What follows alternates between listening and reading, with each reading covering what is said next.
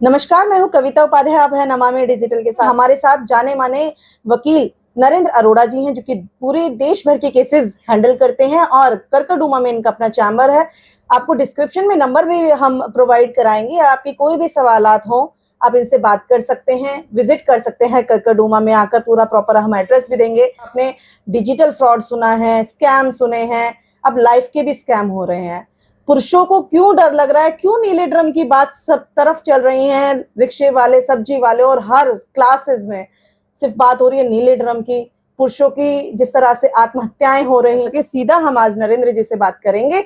मेरी बातें कम होंगी, सर की बातें ज्यादा होंगी। बातें जो है वो कमेंट बॉक्स में भी पूछ सकते हैं, कमेंट बॉक्स में अपनी राय भी दे सकते हैं। तो चलिए सीधा हम बात करेंगे मिस्टर नरेंद्र अरोड़ा जी से। सर, बहुत बहुत आपको वेलकम है हमारे न्यूज चैनल पर। नमस्कार देवियों सज्जनों। सर, एक डर का माहौल है लोगों में जी। लोगों को लग रहा है कि पुरुष जो है, पहले था कि महिलाएं जो हैं वो सेफ नहीं है, लेकिन आज के समय में समाज में पुरुष वर्ग जो है वो डरा सहमा हुआ है। परिवार वाले ये सोच रहे हैं कि घर की जो बहू आएगी, कहीं वो हम सब पूरे परिवार को कहीं किसी दुर्दशा पर लाकर खड़ा ना कर दे। हमारे बच्चे की जान का खतरा है, लड़कों के पेरेंट्स को ये डर सता रहा है। आज इन सब सवालों के लिए हमारे दर्शक आज आपको देखना चाहते हैं, बताएं सर।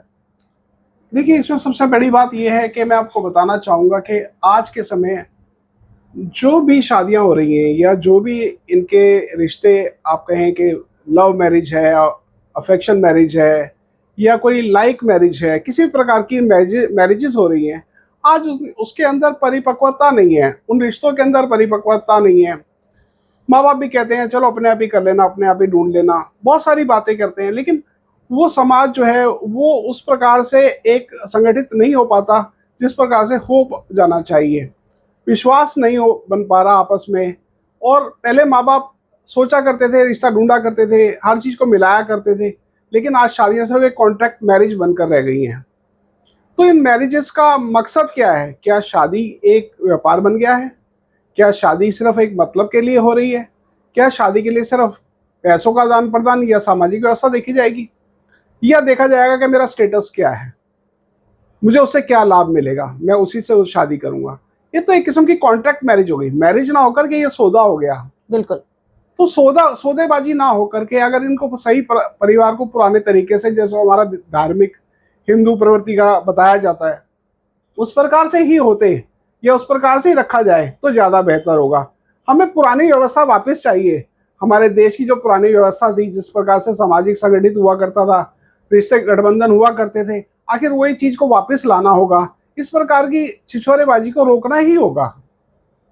तो मतलब कि अगर कितना भी हम कर लें, अगर इन रिश्तों को अगर हम सही से मैनेज करेंगे, बहुत सारे रिश्ते होते हैं जिसमें परिवार वाले बड़े बुजुर्ग के लोग होते हैं, वो इसको मैनेज कर लेते हैं, इनको रिश्तों को संभाल लेते हैं, सामाजिक व्यवस्था के अनुरूप होते हैं, एक दूसरे का डर होता है। तो अगर डर होगा, आपस में प्यार होगा, विश्वास होगा और माहौल ऐसा होगा कि उसमें कोई डर ना लगे, तो ऐसी घटनाएं शायद रुकें, इनकी पुनरावृत्ति ना हो। तो अगर इनको विश्वास बनाया जाए, रिश्तों को तोला ना जाए, केवल पैसों के लिए, पैसों के आदान प्रदान के लिए, स्टेटस के लिए शादियां ना हो, तो शायद ऐसी घटनाओं की पुनरावृत्ति ना हो। सर, जो डरे हुए लोग हैं उनका कहना यह है कि क्योंकि अक्सर जो केसेस ये हैं कि पुरुष परेशान है, उनकी सुनी नहीं जाती, महिलाएं जाती हैं और लगभग बहुत सारी धाराएं जोड़ करके और सहारा लेकर के वकीलों का। क्योंकि क्या होता है, अच्छे वकील भी हैं और कुछ ऐसे हैं जो कि बिजनेस कर रहे हैं, तो उन सब से कैसे बचा जाए, क्या कुछ इस पर कहना चाहेंगे? अगर इनके ऊपर सोचा जाए कि अगर आपको रिश्ता ही करना है, कोई परिवार में घर ही बसाना है, तो आप अच्छे से सोच समझ कर, परख कर और परिवार के अनुरूप ही चले। अगर आप ऐसा नहीं करेंगे तो फिर आप वही उन घटनाओं की पुनरावृत्ति देख सकते हैं, या आपके साथ भी वैसे हादसे हो सकते हैं। आखिर तंदूर, कभी नीला ड्रम, कभी फ्रिज, तो ऐसी घटनाएं बार बार देखने को मिलेंगी। किसी के, चाहे किसी के भी मामले में, मैं किसी के विरोध में नहीं कहता, किसी के पक्ष में नहीं कहता, ना मैं किसी महिला के विरोध में हूं, ना किसी पुरुष के पक्ष में हूं। मैं केवल एक समाज की व्यवस्था के बारे में बताना चाहता हूं कि समाज की व्यवस्था सुधरनी चाहिए। समाज के अंदर ऐसे हालातों का, ऐसे घटनाओं की पुनरावृत्ति ना हो, बार बार ऐसे मौके ना बने कि जिनके अंदर की अपराध की आगे समस्या बढ़े, अपराध की अवस्था बढ़े।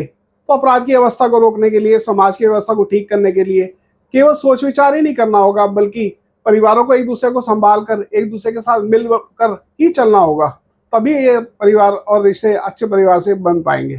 लगभग सर देखने में आता है, एक अगर हम आंकड़ा देखें कि कम से कम 1 साल ही शादी रुक पाते हैं, उससे पहले ही कोर्ट के केसेस सामने आ जाते हैं। देखिए आजकल क्या है कि सब लोग मोबाइल में ही घुसे हुए हैं, मोबाइल के अंदर ही वो अपने सपनों की दुनिया बना लेते हैं जी।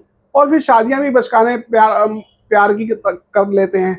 इस प्रकार से उनके अंदर अगर वो बचपना ना हो, वो अगर वो उसको सीरियसली सोचें, समझें, अपने दिमाग की अवस्था को परिपक्व रखें, तो शायद ऐसे पुनरावृत्ति ना हो। और कपल्स को खास तौर पे जब 1 साल हो जाता है शादी को, अगर उनके अंदर कोई दिक्कत आती है तो उन्हें काउंसलिंग करनी चाहिए। बहुत अच्छी बात आपने सर कही कि काउंसलिंग जरूर होनी चाहिए, तो उसके लिए किस तरह से चीजें बननी चाहिए आपके हिसाब से?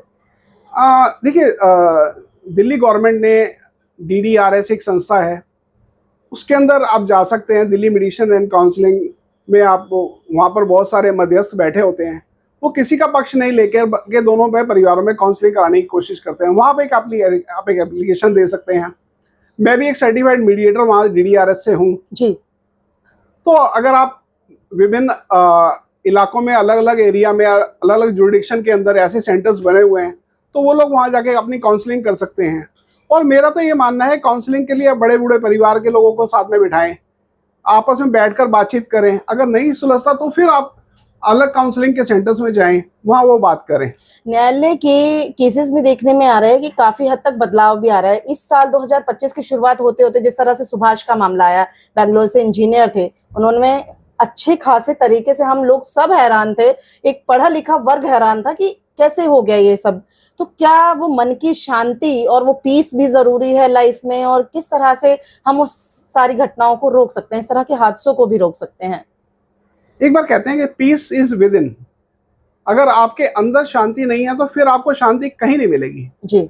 आप अपने अंदर मेडिटेशन करें, अपने अंदर अपनी लौ जलाएं आत्मज्ञान की, और फिर ऐसे मामले कभी नहीं बढ़ेंगे। पहली बात, मैं कभी भी किसी पुरुष आयोग के लिए, किसी के लिए ये नहीं कहूंगा कि वो आत्महत्या करे या आत्महत्या जैसी अन्य चीजों को अंजाम दे। जी। तो ऐसा कोई भी अपराध, महात्मा गांधी ने भी कहा है, इससे बड़ा महापाप और कोई नहीं है आत्महत्या के लिए। तो ऐसा महापाप करने की अवस्था ना आए किसी के लिए, तो वो बेहतर है कि अपनी काउंसलिंग करे, कैसे भी करके अपने परिवार को चलाने की कोशिश करे। कोई आपको गले में फांसी का फंदा नहीं डाल देगा, आप इतना डरें क्यों, घबराएं क्यों? बिल्कुल। और मर्द को कभी नहीं होता दर्द, मर्द को नहीं ऐसा भी सोचना चाहिए कि भी उसके लिए कुछ इतनी मुश्किलें जिंदगी में आती हैं। तो जिंदगी एक जंगल है, इसे आपको जीना ही पड़ेगा, इससे डरकर आप भाग नहीं सकते। तो उसी प्रकार से मैं आपको बताना चाहूंगा कि अगर कोई मामले हैं भी, तो आप बैठ करके बातचीत से हल करें, परिवार के बड़े बूढ़ों को इसमें शामिल करें। सबसे पहले खुद आप शेयरिंग बहुत जरूरी है। बिल्कुल। तो आप शेयरिंग करें, तो उसी से आपका मसला हल हो सकता है। हाँ, मैं न्याय व्यवस्था पे भी कहूंगा कि इसके ऊपर कुछ संज्ञान ले कि ऐसे मामले बढ़ रहे हैं। न्याय व्यवस्था में भी कुछ ऐसी चीजें उनके लिए आनी चाहिए, पुरुष आयोग बनना चाहिए, पुरुषों के हित में भी बात कही जानी चाहिए। कहीं ना कहीं हम देखते हैं कि पुरुष वर्ग एकदम अकेला पड़ गया है। जी। तो आखिर पुरुष आयोग का गठन करना बहुत ज्यादा जरूरी है। केवल सिर्फ स्त्रियों की बात सुनी जाए, ऐसा भी नहीं होना चाहिए। सभी कानून ज्यादातर महिलाओं के फेवर में है। ऐसा इसलिए था कि नारी अबला थी, अबला है, इस बात में कोई दो राय नहीं। वो अलग बात है कि आज मामले में बढ़ रहे हैं, क्योंकि औरतें भी कंधे से कंधा मिलाकर हर क्षेत्र में चल रही हैं। लेकिन मैं नहीं समझता कि अपराध के क्षेत्र में भी उनको हमारे साथ ही चलना चाहिए या किसी के भी साथ चलना चाहिए। बिल्कुल। तो पुरुष आयोग को आगे गठन करके पुरुषों को भी थोड़ी मजबूती देनी चाहिए कि उनके पक्ष को भी सुना जाए। नरेंद्र अरोड़ा जी, क्या कोई केस, क्योंकि 20 साल का लंबा आपका पीरियड रहा है सर, कोई ऐसा केस जो जहन में याद आता है और लगता है कि हाँ शायद न्याय मिलने में देर हुई या फिर और बेहतर चीजें हो सकती थी, या कुछ और आपके लाइफ का कोई ऐसा? देखिए लगभग 2017 की बात है, मेरी न्यूज उस समय छपी थी मेरे किसी केस की नवभारत टाइम्स में। 2017 में एक मैटर हुआ था, उसमें दहेज के मामले में 19 साल के बाद उस व्यक्ति को न्याय मिला था। और वो लड़की गुटखा खाती थी, शादी के 1 साल बाद ही पता चल गया। वो थोड़ा बहुत ड्रिंक भी करती थी और स्मोक भी करती थी। लेकिन उन तथ्यों को साबित कर पाने में उस व्यक्ति को 19 साल का समय लगा, केवल न्याय पाने में। बताएं। मैं आपको बता दूं, ये रोहिणी कोर्ट की घटना थी। रोहिणी कोर्ट के अंदर ये मैटर चल रहा था और उसको डाइवोर्स जो है उसके फेवर में मिल गया था बहुत पहले ही। और उसको 19 साल के बाद दहेज के केस में, डोमेस्टिक वायलेंस के केस में न्याय मिला। तो वो शख्स जो है, वो जो इंसान जो आप कह सकते हैं कि वो एक्यूज था, उसके हमारी भाषा में, कानूनी भाषा में कहते हैं एक्यूज था, वो अभियुक्त था। अभियुक्त को न्याय पाने के लिए 19 वर्ष का समय लगा। तो ये बहुत बड़ी विडंबना है हमारे देश की कि न्याय व्यवस्था में इतना समय लग जाता है कि न्याय मिलते इतनी देर हो जाती है। और फिर वही डायलॉग सबको बात याद आता है, तारीख पे तारीख, तारीख पे तारीख। बिल्कुल सर, बिल्कुल। कुछ और आप व्यूअर्स से कहना चाहेंगे अंत में? हम एपिसोड को जारी भी रखेंगे, लेकिन आपके समय को देख करके और जो सवाल आपके होंगे उनको भी हम शामिल करेंगे आने वाले एपिसोड्स में। सर, कुछ और राय आपकी तरफ से जो आप देना चाहें दर्शकों को? आजकल फैशन चल चुका है लव मैरिज का। आपस में एक दूसरे को बहुत सारे माँ बाप कह देते हैं कि नहीं नहीं ठीक है, अपनी मर्जी से कर लो, अपनी पसंद से कर लो, हमारी जान छूट गई। वो जान छूटने के चक्कर में कई बार पता होता है कि बाद में लग गया कि ये काम तो खराब ही हो गया। तो आखिर माँ बाप को भी इसमें पूरा वो इंटरफेयर लेना चाहिए। अगर वो बच्चे उनके राजी होते हैं, उनको इंटरफेयर देते हैं। हालांकि आजकल के बच्चे राजी नहीं होते कि भाई हम इंटरफेयर दें। तो अगर वो कोई रिश्ता करते हैं तो उसको सोच विचार के करें और शादी को टाइम पर कर लेना चाहिए। आजकल तो 30 साल की उम्र में शादी होगी, फिर 2 साल बाद पटी नहीं, 33 साल में दूसरी शादी हुई, 35-40 साल में पहला बच्चा हुआ, वो भी आईवीएफ की हेल्प से। हाँ, वो भी आईवीएफ की हेल्प से। तो आखिर वो उस तरह की स्थिति नहीं आनी चाहिए। बच्चों को जो भी अपनी लाइफ को है बहुत ध्यान से चूज करना चाहिए। बहुत कुछ आपके पास आज की डेट में, हमारे जमाने में तो था नहीं। आजकल आर्टिफिशियल इंटेलिजेंस है, मोबाइल है, गूगल है, इंटरनेट है और जाने क्या क्या है। तो आप सोच भी जा सकते हैं। बहुत अच्छी नॉलेज के बच्चे हैं आज के, बहुत यंग। मैं ये नहीं कहता हूँ कि उनकी कोई गलती है, लेकिन उन्हें जरूर सोच विचार करके अपने रिश्ते बनाने चाहिए। मैं ये भी नहीं कहता कि शादी से पहले जो आपके संबंध है या शादी के बाद के आपके जो संबंध है, आप जो भी बनाएं वो सोच विचार कर बनाएं। हमारे देश की व्यवस्था को, हमारे देश की धर्म और संस्कृति को, दोनों को जिंदा रख पाएं और अच्छा रख पाएं, यही कामना है, यही। सर, एक अंत में मेरा एक सवाल है। लोग डरते हैं आप तक आने में। उनको ये लगता है कि नहीं, हम किसी और से राय ले लेंगे, लेकिन वहां जाएंगे तो हम फंस जाएंगे।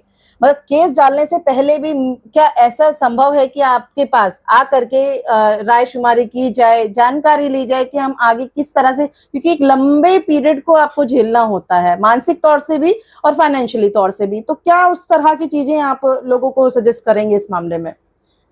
देखिए, वो हर आदमी यही सोचता है कि हॉस्पिटल से भगवान बचाए, कोर्ट से भगवान बचाए, काले कोर्ट से सफेद कोर्ट से भगवान बचाए। तो इस तरह से कई बार बातें कही जाती हैं, लेकिन फिर भी आज की डेट में वो ज़्यादातर मामले आ रहे हैं और लोगों को आना ही पड़ता है। तो उससे बेहतर है वो किसी भी प्रकार से, उनको अगर कोई नॉलेज मिलती है किसी भी माध्यम से, आपके इंटरनेट के माध्यम से मिलती है, या आपको किसी से काउंसलिंग करने के लिए आपके कोई नोन है, आपके कोई जानकार हैं जिनको आप ठीक समझते हो, जिनके लिए आपको मन राजी होता हो, आप उनसे जरूर पहले एक बार बात करें, उसके बाद ही कोई ऐसा स्टेप उठाएं। अगर आप बड़े बूढ़ों से, आपके घर में कोई बड़े बूढ़े परमात्मा करे हो, कोई अच्छी सलाह देने वाले हो, कोई पढ़े लिखे हो, आप उनसे बात करें। अगर उनसे भी आपका नहीं है तो आप जिसको भी सोच सकते हैं, आप जरूर कोशिश करें किसी प्रकार से उनसे आप कानूनी नॉलेज लें, अपने लिए क्या बेटर है सोच सकें। वो सोच और ज्ञान आपके लिए अपना व्यवहारिक होगा, आपकी अपनी इंटेलिजेंस पे होगा, और वो आपको करना ही चाहिए। आज के ज़माने में बहुत ज़रूरी। बहुत बहुत धन्यवाद। आपने एक सोशल कॉज के लिए आपने मुद्दा उठाया, आपने मेरे साथ बातचीत की। अगर कोई भी हेल्प मिल पाए पब्लिक को, जनता को, इस देश को, मैं हमेशा तत्पर हूँ, हमेशा तैयार हूँ। जैसा आप चाहें, जब भी आप कॉल करें, मैं आपके लिए 24/7 उपलब्ध हूँ। आप जैसा चाहें मुझसे संपर्क कर सकते हैं, किसी प्रकार की एडवाइस दे सकते हैं। धन्यवाद। जय हिंद, जय भारत।